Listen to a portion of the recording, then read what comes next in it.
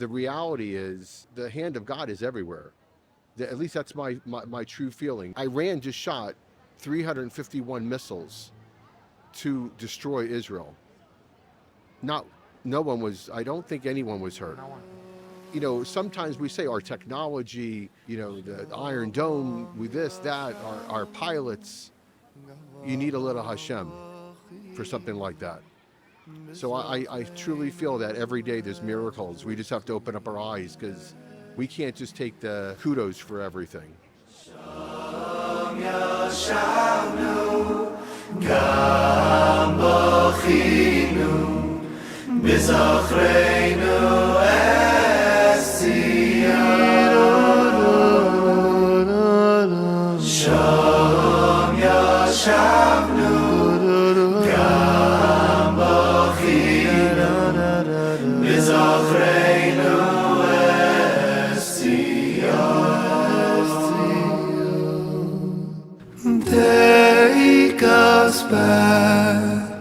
Take us back, build Yerushalayim our home.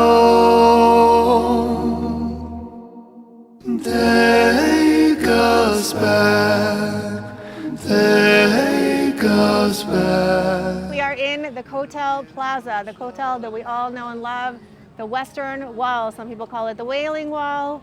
Some people call it the Kotel, depends who you are, but this is it. This is the place where the Kabbalah says that the Shekhinah will always dwell. That one little piece of wall, which is actually the outer wall of the Beis HaMikdash. It's not even the most Kodesh place at all, but this is the place that's going to stand. Even throughout the 2 destructions so far, this one wall has stood. Now I'll tell you a little story that most people don't know. And everyone knows in '67, paratroopers came in. We got the old city back. It was a big surprise after 6 days of bombardment where everyone thought that was it. That was the end of Israel. No, it was actually the beginning of our return. And there's actually an old man that was actually photographed in the newspaper. He stayed in his pajamas from 1948 until '67. He said, Hashem, I am not leaving this house until I can go walk to the Kotel. Who knows if on his chus we actually got it in the first place. Now what happened? Everybody came in. It was a huge surprise. Everyone was in their bomb shelters. And we got back the old city. I once had a friend who was in a taxi cab with a man who told her, I want to tell you exactly what happened. You see this whole wall? It's not even a very big piece, but it's much bigger than actually what we got in '67. In '67, all the way up to, you see where the Mechitza, and maybe even a little further, this whole place was a garbage dump. The Arabs used it as a garbage dump, and they built houses so that the 4th wall of their house was the Kotel itself. It was filled with houses. To this day, when you go into the Kotel is actually also in the Arab quarter. There are many Arab houses where the 4th wall of their house is the Kotel itself to this day. There's actually another piece of the Kotel that's revealed. It's called the Kotel HaKatan, and it's deep in the Arab quarter. Jews can still daven there. It's not the safest place. People don't go there that much, but it is possible to go there, and it still stands out in between all of the Arab houses. So this man that my friend was in the cab with, that he was driving the cab, he said back in '67, I had a construction company. And when I heard that we got the Kotel back, I drove my tractor to the old city. I came in and I bulldozed all of the houses down. No one was in the houses anymore. He bulldozed them all down. He didn't wait to ask for permission. He didn't go to the government to issue some warrants. He understood the way this place works is often the Wild West, for good and for bad. And so we get that spirit of Pinchas, and there's those few people that come in and say, this is what's right, I'm doing it now. Before the international eyes come in, I'm making sure we clear this whole area. So this is what we have from now on, from '67 on, in the schus of this one man, Yad Hashem. So we got the Kotel, and one Hasidic Rebbe realizes we need to have a section for men and a section for women. There was no section for men or women praying here, there was just the Kotel. He said, we need to make this a shul. He took out a loan for however much it was, let's say 500 shekels, a lot of money at the time. He did not have it. Took out a loan, hired someone to build this mechitza. So from then on, there would be a status quo at the Kotel, one section for men and one section for women. No permits, no government Knesset meetings, one man, Hasidic Rebbe, who understood we need to keep this place kadosh, and I'm going to make sure it happens. Shom yashavnu gam bachinu b'zochreinu es Zion. Shom yashavnu. Something interesting that I find here is that we're in a time of, unfortunately, milchama, war.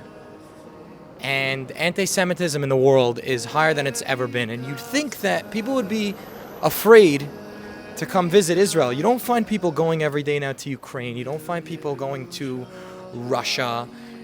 And with everything going on in the world, you're walking the streets here, we're filled with tourists from all over the world. So I'm here now with Ariel, Ariel. Where are you from? Telston. Let me ask you a question. Ariel today is actually getting sworn in to, what unit is this? It's Kfir Netzach Yehuda. Ariel today is getting sworn in to Kfir Netzach Yehuda, which means you're a Haredi soldier, no? Yeah, but I'm Esder. I'm coming from Esder Yeshiva. And what keeps you going with all the anti-Semitism in the world and all the hate, and especially now you're about to swear in to the Israeli army, which is not a simple thing. What keeps you going? מה המוטיבציה שלך? I am actually come from Haredi Yeshiva. I want to go to the army to be a soldier because all the things that happen, I think that I will use this. So you decided after what? After October 7th that you Yeah. want Exactly. I want to be in the army. I want to fight for Israel. to protect your people. Yeah.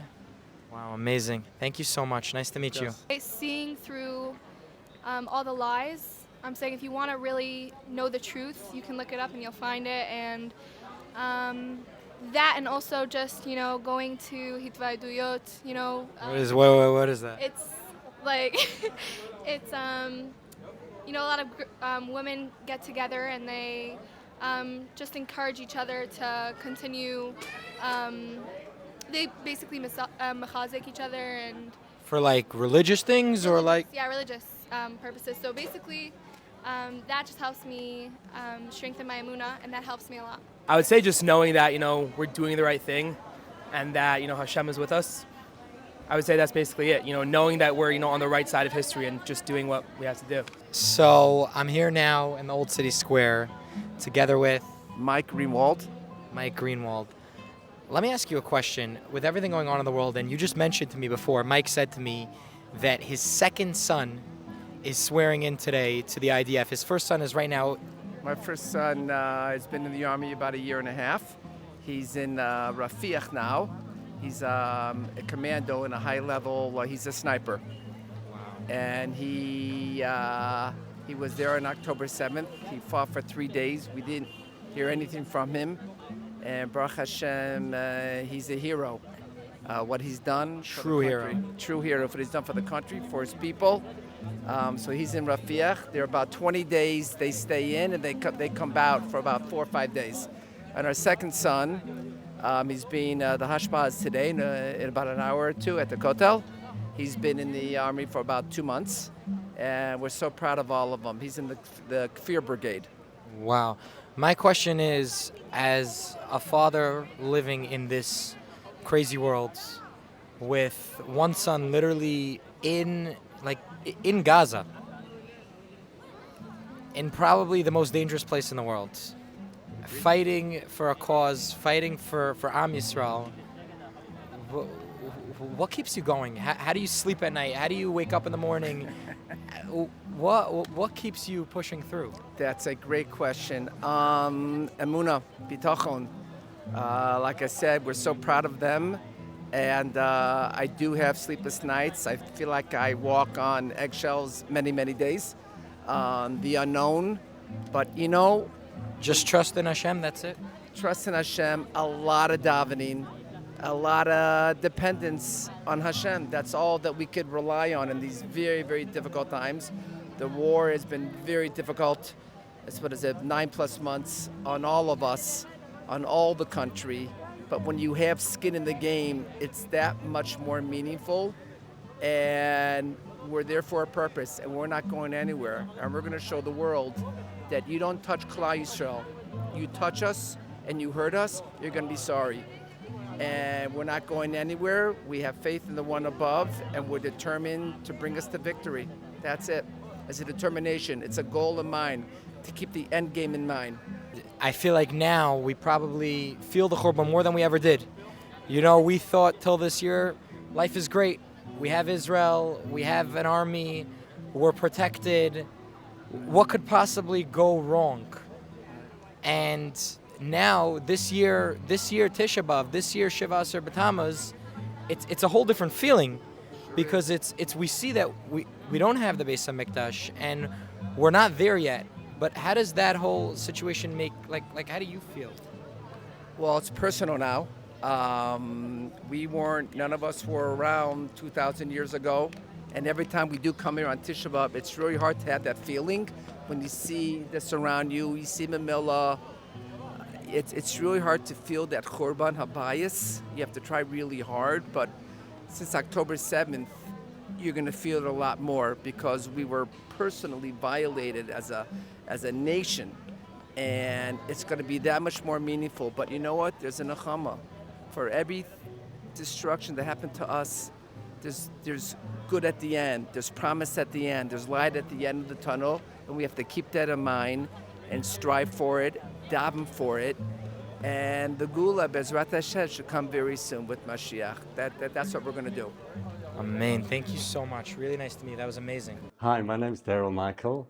I thank God and Zaka to live in the old city in very close proximity to the Western Wall, the Kotel, and I've merited to be, for a number of years, a shaliach, a prayer agent, for those that are unable to physically be here, to share the wealth, the spiritual wealth of the Kotel. A prayer agent is someone who takes the place of the person who cannot physically be here.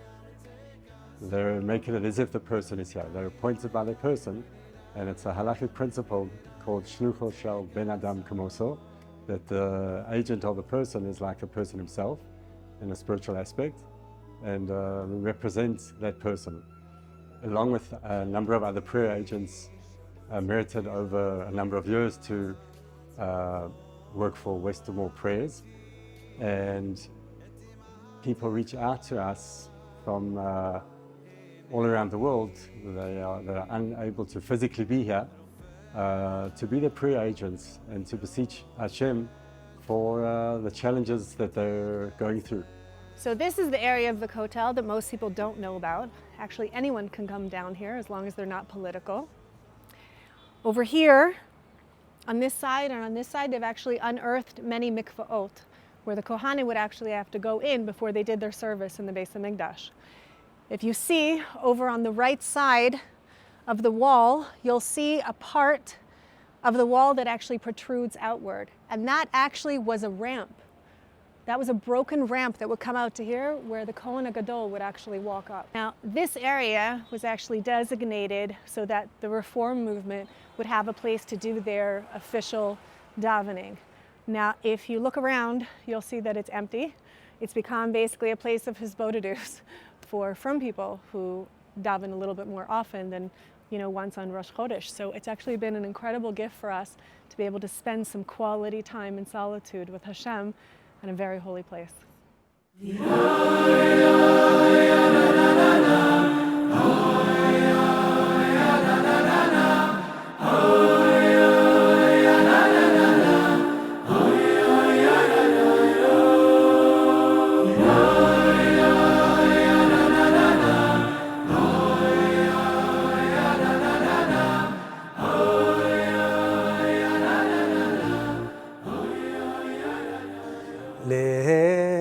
דודי לקראת קלה פני שבת נקבלה בואי בשלום עטרת בעלה גם ברינה ובצעולה תוך אמוני עם סגולה, בואי כלה, בואי כלה. Hi everyone and welcome to the magical city of Tzfat, one of the 4 holy cities in Israel, more than 3,000 years of history.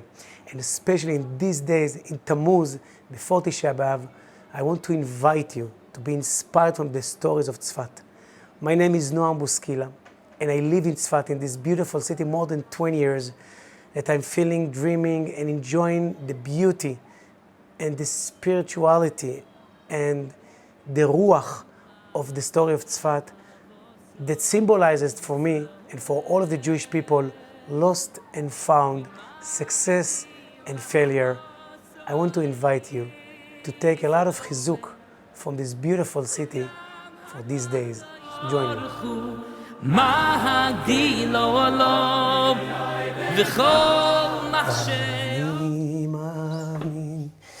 אני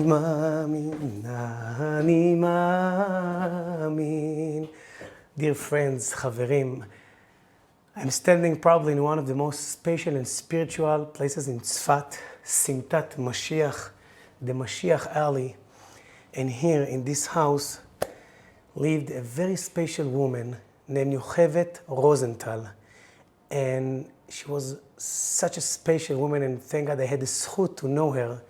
And every day she used to bake a cake, and she brought the cake to here. She had 2 chairs and table, and she made also 2 cups of tea. And everyone that were just coming up from the street asked her, Yochevet, okay, we understand that you baked the cake, it's so nice, but why you made 2 cups of tea? It's just you here, there is no other men, or are you expecting guests or something? And she said, listen, there is a belief in the Zohar that the Mashiach will come. He will come through the Galil. The first place we will see him will be here in the Galil. You know what? I'm waiting here for many, many years to see him. And every day I bake this special cake for him. Who knows? He will be thirsty, he will be hungry. I believe that he will be so interesting to eat Yochevet's cake. So this is the cake, this is the cup, and Be'ezrat Hashem, I'm waiting to see Mashiach. You know, unfortunately, Yochevet passed away in the beginning of the 2000, but we are still singing this beautiful melody every year, every day, to see the Mashiach and to welcome Mashiach, also Be'ezrat Hashem, in Tchiyat HaMetim, with Yochevet and with all of the Jewish people.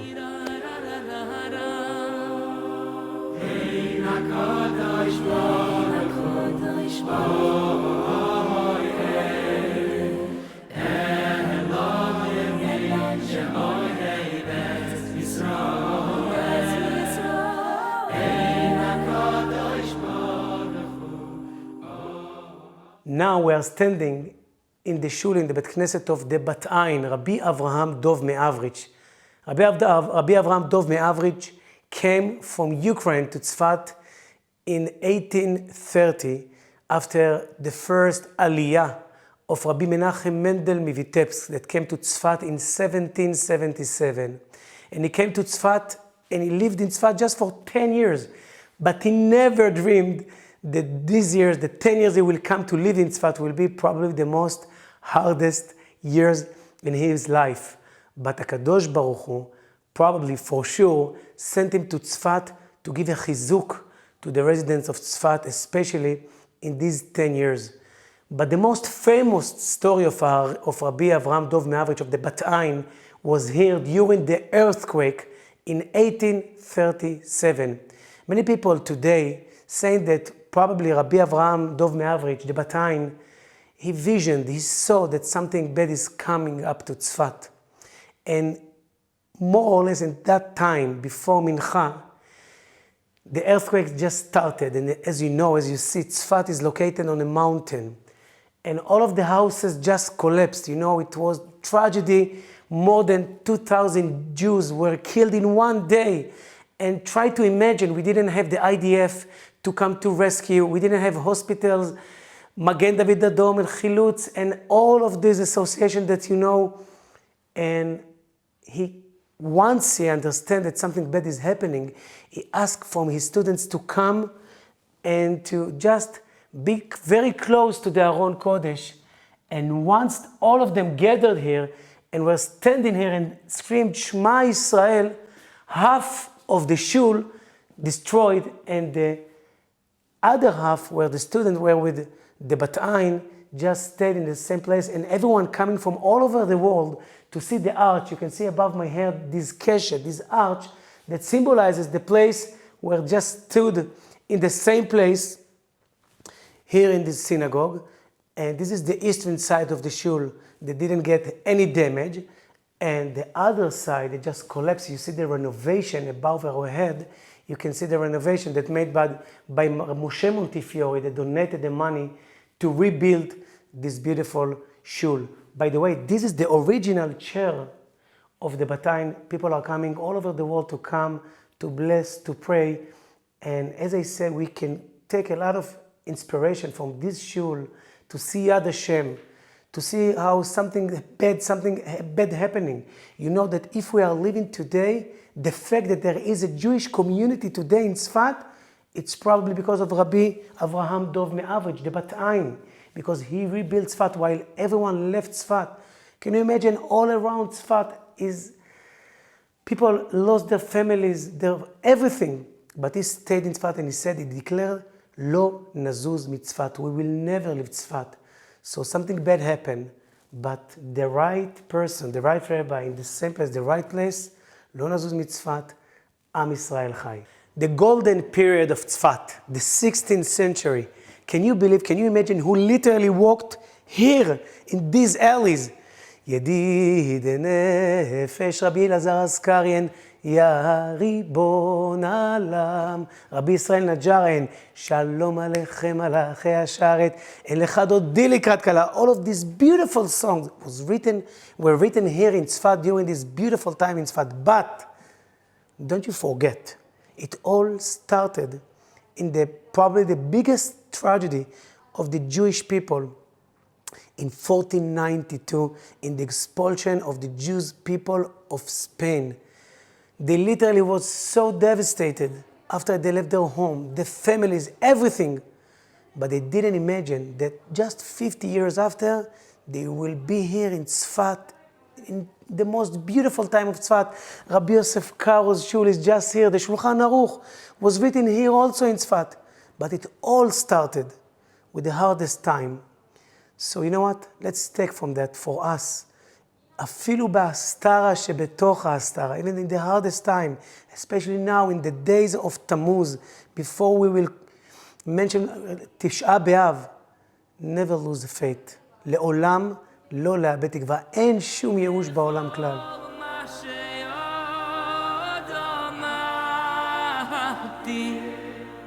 Oy magdila voso hil Yisroel. Oy magdila voso. One of the most beautiful neshamot in Tzfat. I have the zchut to know you for, I think, more than 20 years here in Tzfat. Through the alleys, the songs, the stories, the people. What is Tzfat symbolizes for you as one that bring a lot of chizuk for a lot of neshamot, literally all around the world that come into Tzfat? At this time of הנה ימים באים נאום השם, והשלחתי רעב בארץ, לא רעב ללחם ולא צמא למים, כי אם לשמוע דברי השם. The prophet teaches that at the end of the days there'll be a great famine, not for bread, not for water, but for spirituality, for meaning, for essence. And since I'm a child, I've been experiencing the flow of humanity, men, women, children of all stages and walks of life come to Tzfat to be inspired. This is a place that is a Makom Kodesh. It's my father in yeshiva, son in yeshiva, you would sometimes say, a guy's in the pickle juice. Let him be in Tzfat for a couple of weeks. He'll go from the streets. It's a holy place, Makom Kadosh. And at this place of development where humanity is holding today, of such a spiritual quest, Tzfat is really at a very important place. We see that the Torah, the ideas that came from Tzfat, really shaped the entire spiritual journey of Am Yisrael, the Ari Kadosh, that inspires Chassidut and all walks of life. Until today, Baruch Hashem, we're witnessed we're witnessing, even now during the war, every Shabbat we're full. You know, you see what's going on, Kabbalat Baruch Shabbat, Hashem. of people that are Ovdei Hashem, from Bnei Brak, from Yerushalayim, from Yeshivot, that come to Tzfat to be inspired. So just before we are getting ready to experience those days of Tammuz and Tisha B'Av, Reb Avshi, give us a chizuk, a message through the beauty of Tzfat. There's actually a beautiful message that comes to me. Rabbi Moshe ben Machir wrote a book called Seder Hayom, and in there he describes what to do on Erev Tisha B'Av after Chatzot, what to do. And over there he writes something so beautiful. And I think this is really the avodah in a real sense that we could do. That if a person thinks, I'm going to save myself, I'm going to be inspired, I'm going to do what's right, then that's destruction. When a person realizes what benefit is if I'm doing good, the nation has to do well, we have to do well. And every person should look around him. And he writes, one person take 5 or 10 people around you and care about our nation. Not to try to raise your identity, not to see yourself as like, am I okay? But the higher I is Am Yisrael, that we should look at ourselves that Anachnu Am Echad, we are Am Echad. And that's really in Shoresh the Avodah of these holy days, of the Sinat Chinam and the separation, and which is the cause of all this, and obviously Ahavat Chinam, which is the healing, and that comes through a higher identity, through realizing that we are Am Yisrael, through loving. I'm so proud that I'm a part of Am Yisrael. I love Am Yisrael, and more thoughts like this. Chaverim, dear friends, Tzfat has more than 3,000 years of history. And as a soldier now, also in Miluim, in reserve, I think that one of the inspiring story of Tzfat is the story of the War of Independence. I'm standing here exactly in the border between the Jewish quarter and the Arab quarter, and in one day, this is literally unbelievable story, unbelievable miracle. You know, in Tzfat, before the War of Independence, 15,000 Arabs lived here, just behind me. This is the Rumanet, the pomegranate quarter. And there is the Jewish quarter. And you know what? It's 15,000 and just 1,500 Jewish people. What's the chances to win, to defeat this kind of number, especially when just few weeks before the war started, so the Arabs get a great chizuk from Lebanon, from Syria and Iraq, that also their armies came to Tzfat in order to support them, to kill, to massacre the Jewish people. But in one day, all of them, and you can see here also the stairs that were dug by the British during the riots of 1936, they had all of the chances to win us like this. But you know, HaKadosh Baruch Hu, HaKadosh Baruch Hu, Matzileinu. HaKadosh Baruch Hu also here, Etzilanu miyadam, in one day. And every time when I asked one of the soldiers who took part in this war, I asked him, Yosef or Meir or all of them, officers, tell me, how is that possible? You know what they told me? They always had the same answer.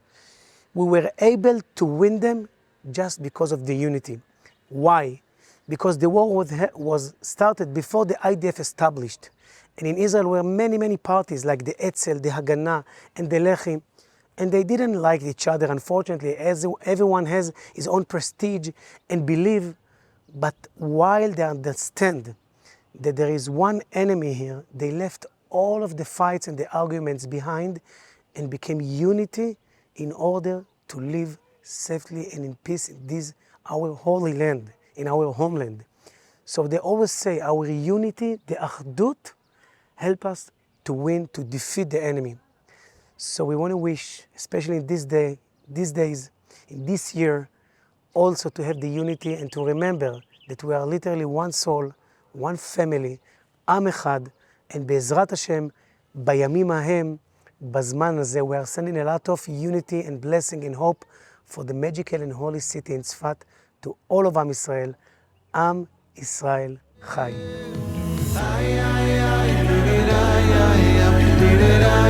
Take us home.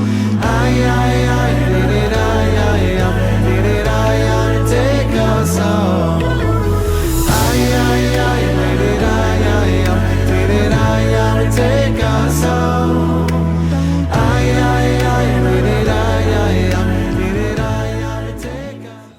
actually want to show this area because this is the women's section of the Chorva. This is how the women actually go in.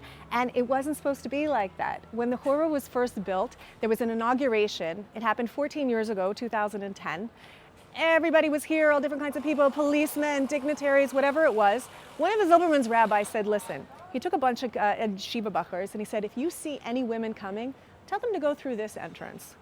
Nobody knew who was who. These guys seemed to know what they were doing. The women started going through this entrance.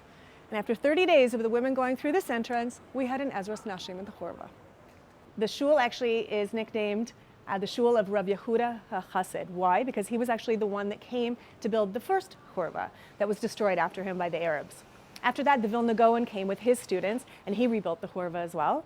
And in 1948, with the War of Independence, the Jordanians actually bombed it, and they said, that's it, no more Jewish presence in the Old City. So the Vilna Gaon actually said that when the second Chorva is destroyed and the third Chorva is built, that is actually a harbinger that the third Beis HaMikdash will be rebuilt. So somehow the Arabs knew this, and they said, no, no, no, we're not going to let the third Chorva be rebuilt. We don't want the Jews to have control over the situation. And somehow they got to the mayor, and the mayor said, as long as I'm alive, the Chorva will not be rebuilt. He built like a little arch, and that was the Chorva. That was the place that was destroyed. When I actually moved here in 2001, 2003, that's what the Chorva was. It was the destroyed. Now, many people don't know this, but after the disengagement in 2005, when Ariel Sharon, had everybody go out of the Philadelphia corridor and also all the communities in Gush Katif that actually led to, this current re-engagement. So we were all sitting Shiva, and a guy named Mati Dan, a guy from the Old City who's the head of a Teres Kohanim in the Old City, came to Ariel Sharon. He said, listen, he said, you just did something bad for the Jews. Do something good. Give us permission to rebuild the Chorva. He said, okay, fine. Next Knesset session, I'm going to give you permission to rebuild the Chorva. So originally the Chorva was built in order to be a museum this time around, the third Chorva. But Rav Elyashiv said, absolutely not. It would be an absolute travesty and better not to rebuild it if it's going to be a museum.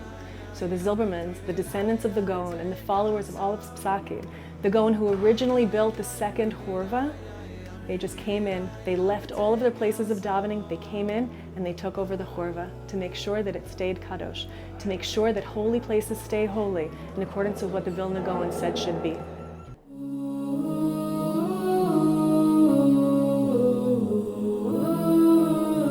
We're heading now towards Sderot.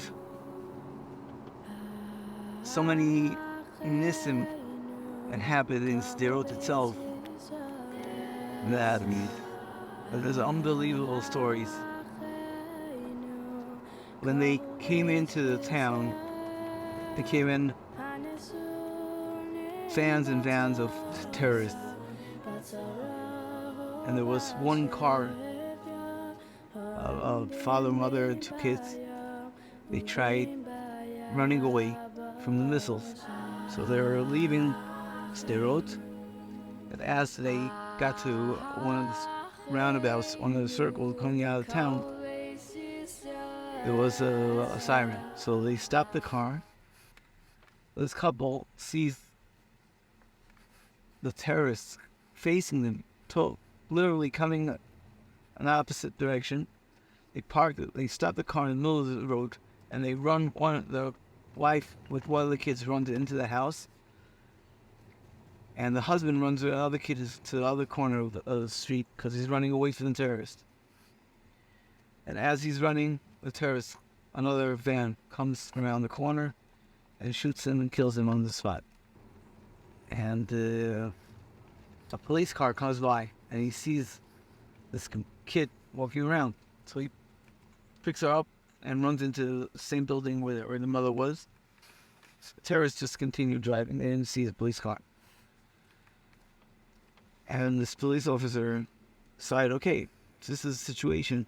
He's going to try to help to save this woman, her two daughters. And they decided that they'll take them to the police department. Driving down to the police department, as they get to the station, the terrorists already took over the station. They shoot the police officer, they kill him on the spot. And they shoot the driver of the car, some Bedouin young guy. He was driving the mother's car. And in the back seat are the two kids. It's unbelievable to understand what happened over there. They didn't kill these two little kids. A few minutes later, some officers came by and picked them up. What happened over there in this police department is unbelievable.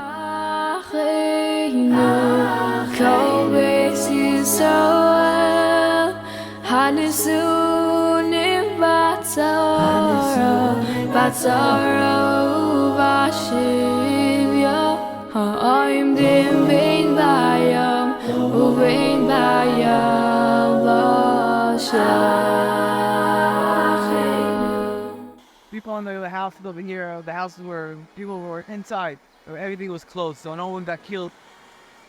People up from the house over here, but there's no one got hurt over here, on the street over here. Yes, guys that came to help.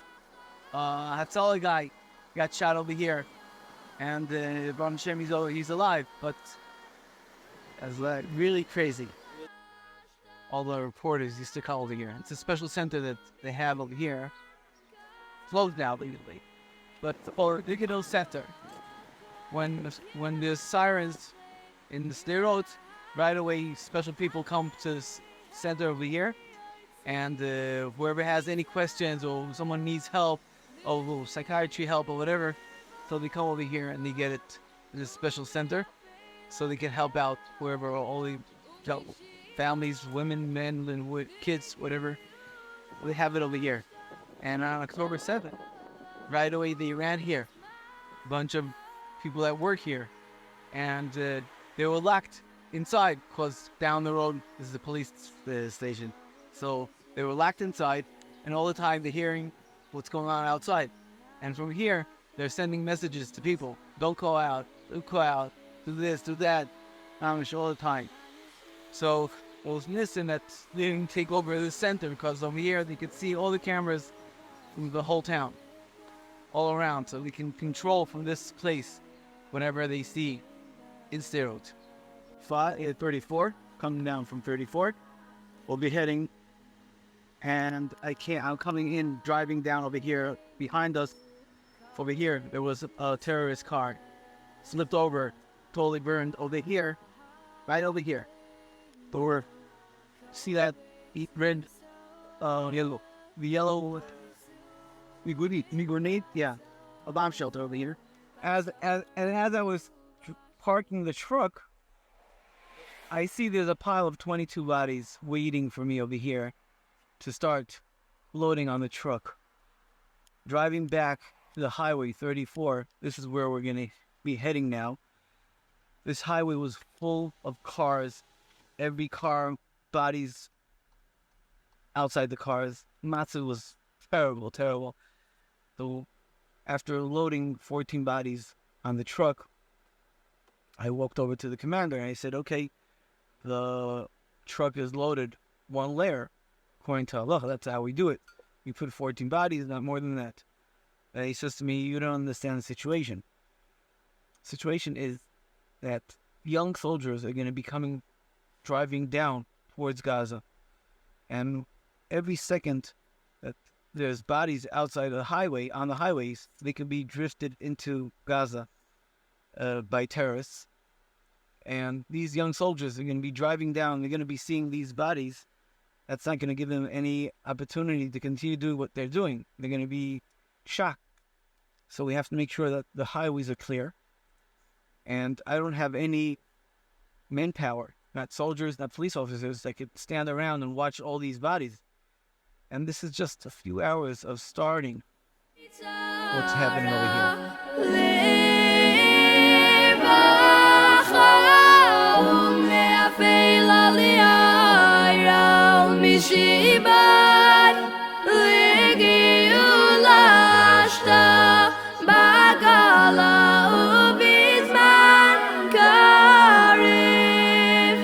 Basically, at the graveyard of cars, they were from all different places around the kibbutzim, on the main highways, and everywhere around all the attack on Israel. This is one of the ambulances. There was outside there, the ambulance itself, there were another 5 people sitting around next to the ambulance. When the terrorists came, they threw an RPG straight at the ambulance, went flying in the air, flipped over, and killed everyone whoever was in the ambulance, but also killed a few people that were sitting around the ambulance itself.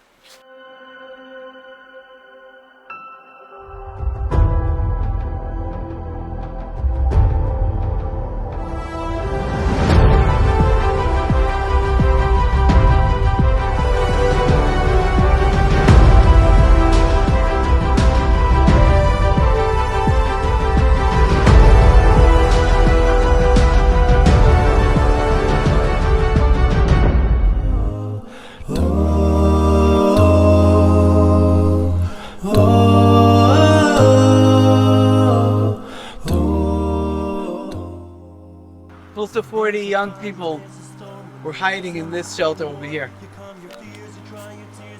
And as they're hiding inside, going pushed inside this little place, the terrorists came towards the entrance and they were shooting whoever was standing close to the entrance. And then they started throwing grenades inside. And there was a soldier over here standing in the front, and every time they threw a grenade, he jumped and threw it out. And another one, and another one. 1, 2, 3, 4, 5, 6, 7. On the 8th one, he wasn't able to throw it back out, so he jumped on it, and he killed over here. You can see all these little holes over here. The grenade left. See all the bullet holes that were shot up here.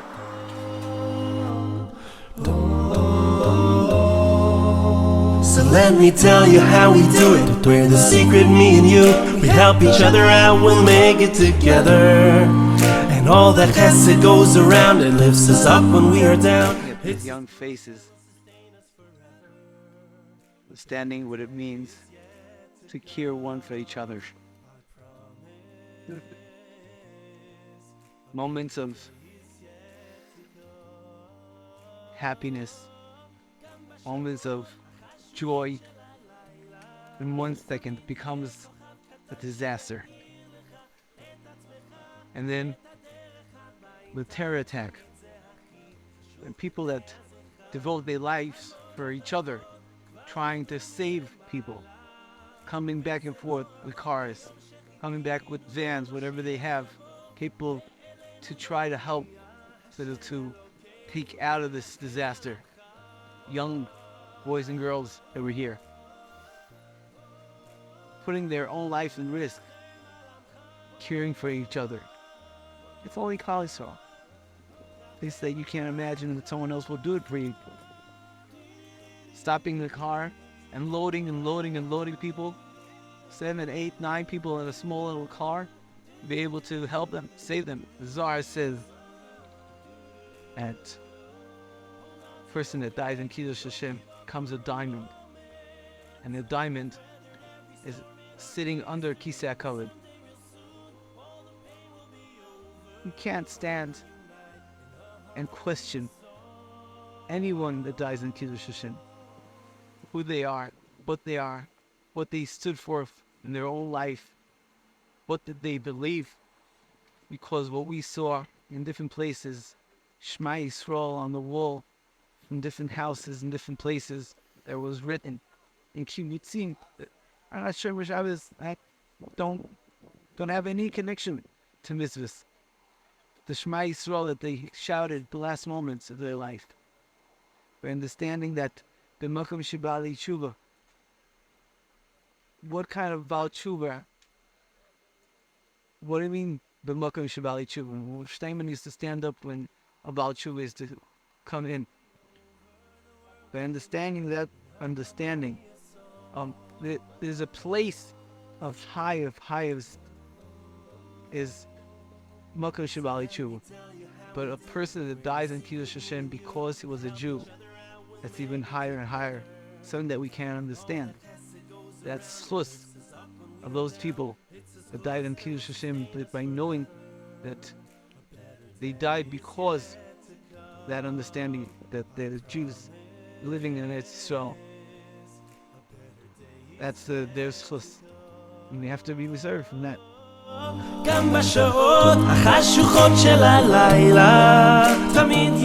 So we are standing in the courtyard, just in between David HaMelech's official Tzion and a courtyard where many of my friends have actually gotten married, people who feel the energy in this place and actually feel excited to celebrate their simcha, where David HaMelech, the source of the next Geula, B'ezrat Hashem, is buried. Back after the 67 war, when we got David HaMelech's kever back, also along with the Old City, Rav Mordechai Goldstein, who is actually a Talmud of the Chafetz Chaim Yeshiva in New York, he was asked to come here and take over Har Zion by the religious institution of the government. And he came and he squatted this place and he opened up the first Baal Tshuva yeshiva called Diaspora Yeshiva. And over here are all of the houses of the people that were actually part of the yeshiva. My Rabbi Shimon Green, was also a Talmud there, and he got the Masorah. And he actually remembers how they would squat Har Zion. They would actually be learning in yeshiva, and in the middle, they would have to go out sometimes to actually fight with the Arabs who wanted to take over the place. It was a dog-eat-dog world. They'd go out, they'd come back all bloodied, and continue. Actually, there was an Antifada. During the Antifada, the Arabs actually came in one night on a Friday night to try to break into the yeshiva and do a pogrom. And the yeshiva boys didn't have any knives on them or anything, so they took the chillant pot and they threw the hot chillant at the Arabs, who went flying with all their beans and meat and whatever. I don't know what they ate for Shabbos, but the Arabs never came back. On Shavuos, which is the birthday and the yard site of David HaMelech, and of course the anniversary of the giving of the Torah in Har Zion, this place is absolutely filled. Also every Motzei Shabbos, absolutely filled. And I remember this Shavuos, everybody was here davening with their Tehillim. There's a Navi that prophecy these days, there's no prophecy. They only come from children and fools. So here we go, we're sitting around davening, and a woman, who's not very well, starts running around screaming at everybody daven and cry for the Geula. What's wrong with you guys? Based on the narrative, the Nashim, Mashiach will come. Everybody scream and cry. Of course, everybody looked at her like, okay, she's not so well, but sometimes Hashem has to send us powerful lessons in not so powerful ways. So I remember Rabbi Green telling us a story when he was a yeshiva bacher here. He was one of the head Talmidim. He would spend a lot of time, morning, noon, and night, here learning. And he was at the Tzion one time, and an old man, must have been over 90 years old, came to the Tzion. And he was davening and crying. And he looked at Rabbi Green and he said, I want you to know something. I live in Iraq, and David HaMelech came to me in a dream, and he said to me, I visited you, but you've never visited me. I said, wow, that was pretty intense. He went back to sleep. He had another dream. David HaMelech came again. I visited you twice, but you still haven't visited me. I said, okay, this is getting a little bit spooky. David HaMelech came back to him in a dream again, third time. I visited you 3 times, and you've never visited me. He said, I got on a plane and I came to visit David HaMelech. He said, the whole world thinks that he's not buried here. And he banged his cane and he said, Ba'aval Ukan, he's here. Rabbi Green ran back to tell Rabbi Mordechai Goldstein. He said, thank you for letting me know.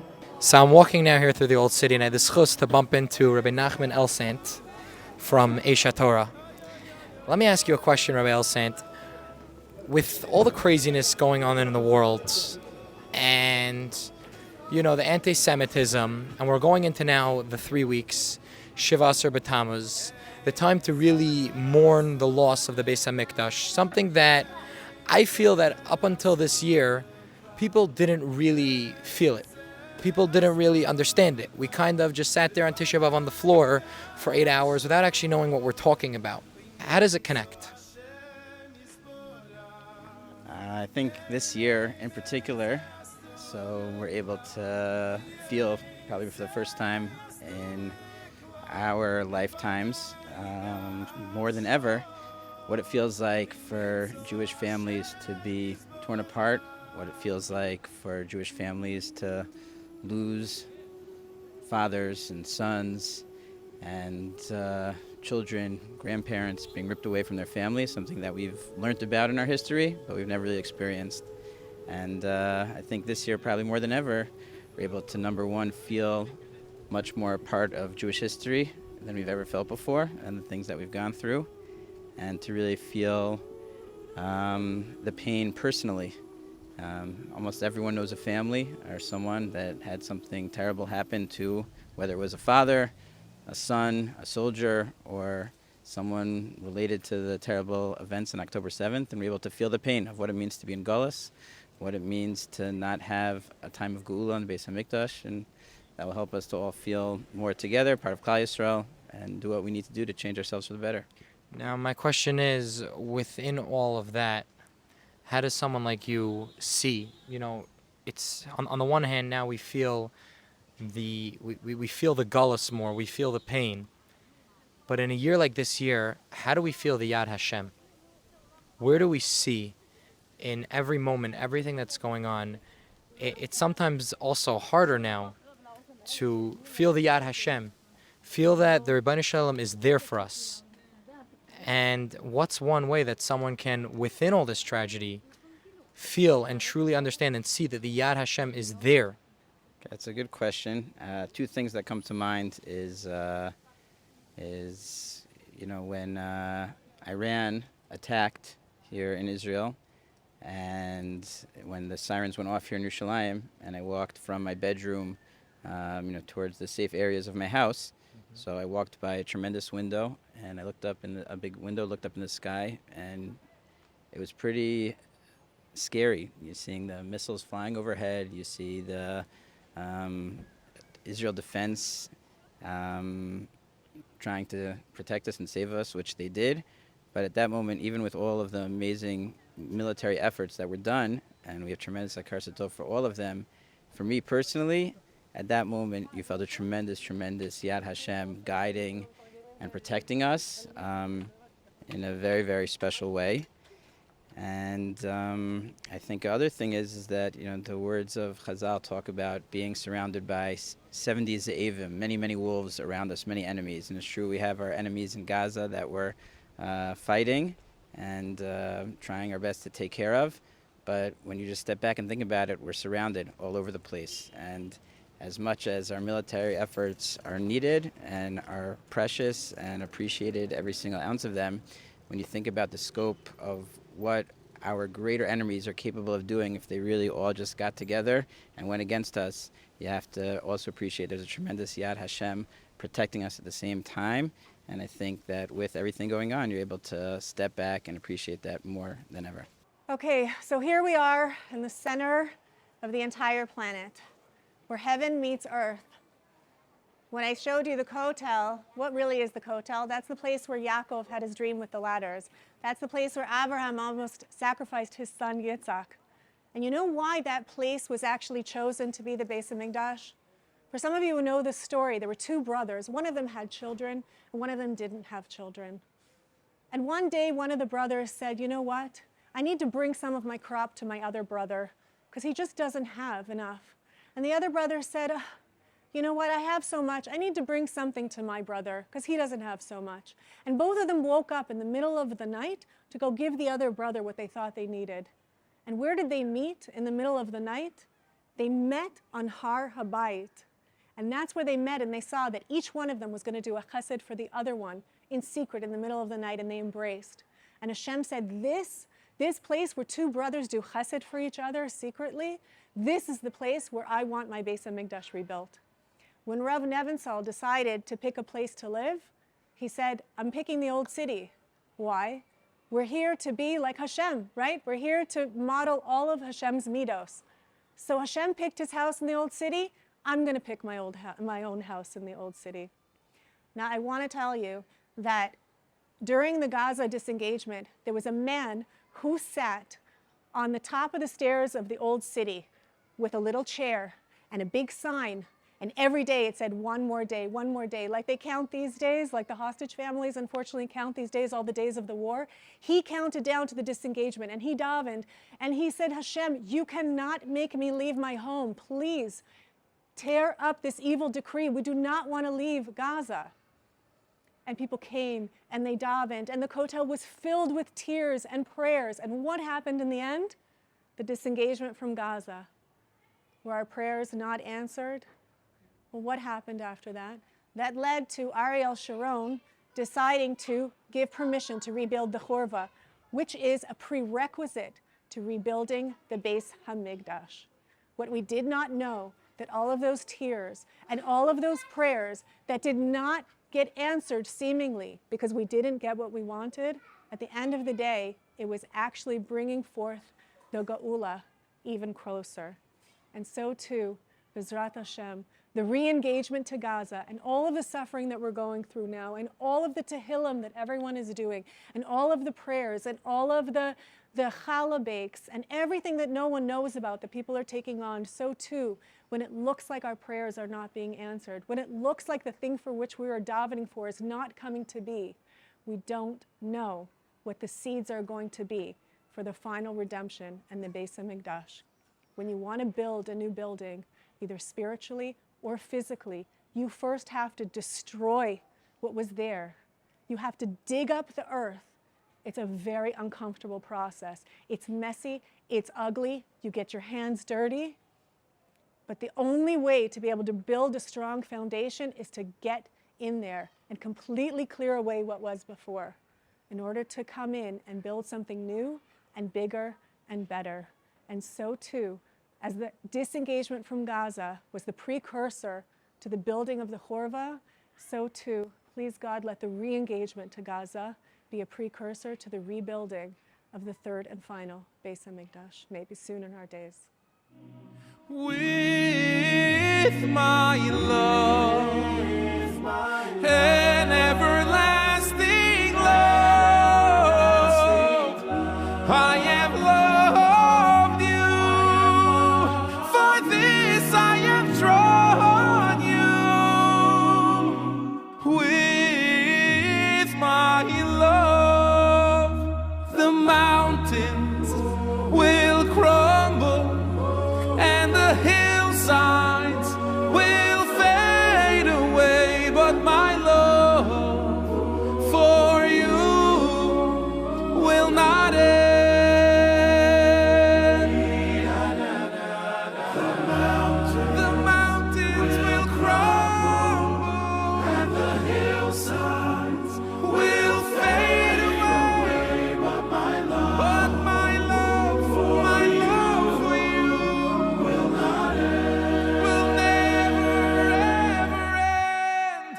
The mountains will crumble and the hillsides will fade away, but my love for you will not end. Take us home. Take us home.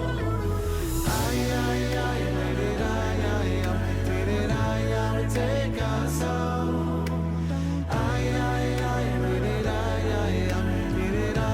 Take us home.